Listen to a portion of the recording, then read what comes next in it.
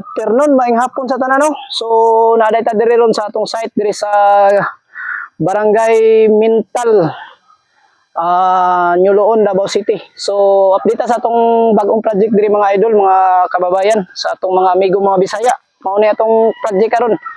So kining building na to mga idol, ito kuan siya kaning bali 2 story. Ang taas nito is rooftop. So papakita natin yung layout natin ba para maano natin yung area na nakaskwala siya. So ganito ang mga namin mga idol, paraan sa pagli-layout para mas maganda siya. So ayan.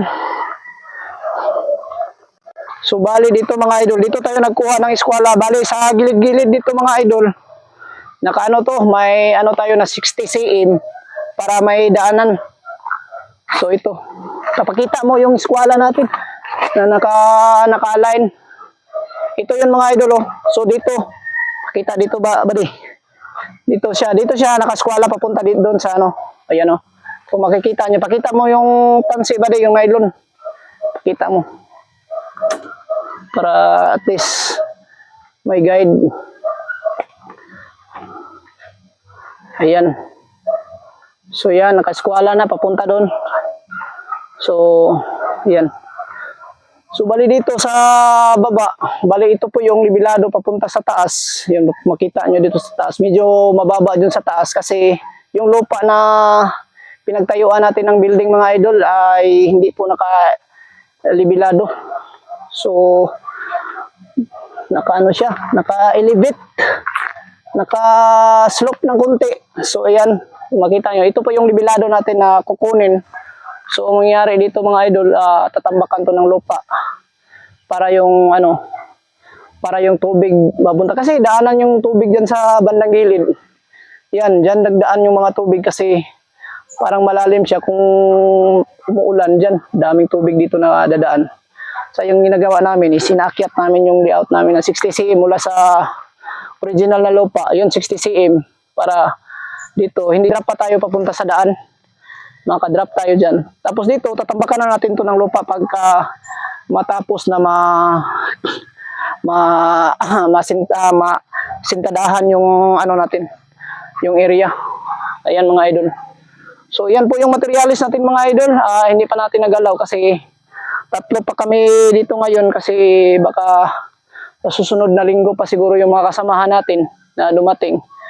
Ayan, inuna namin yung hukay para mas madali na lang kasi yung bakal, madali lang yan kasi asimbulin.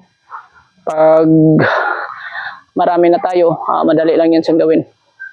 So tulungan muna namin na maghukay ng mga dito, mga poste. Nuhukay namin ng una. Ayan mga idol. So yan po yung unang update natin mga idol sa paggawa. Ayan. So maraming salamat lagi sa pagsuporta niyo mga idol, at sana po paki-share naman sa ating video para at least makatulong na rin tayo sa iba kung may sila dito, makakuha sila ng idea sa pag-layout ng building. Kasi kung ganitong kalagayan ng ating area, mas mabuti o mas maganda na ganito iangat natin yung flooring natin mga idol. Di tayo sa ating construction site. Ayan po, tapos na po tayong magbuhos ng puting. Ayan.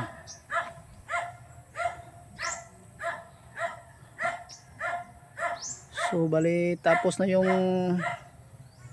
12 na poste. Ayan o. 6.8 by 10 meters po. 680 cm by 1000 cm.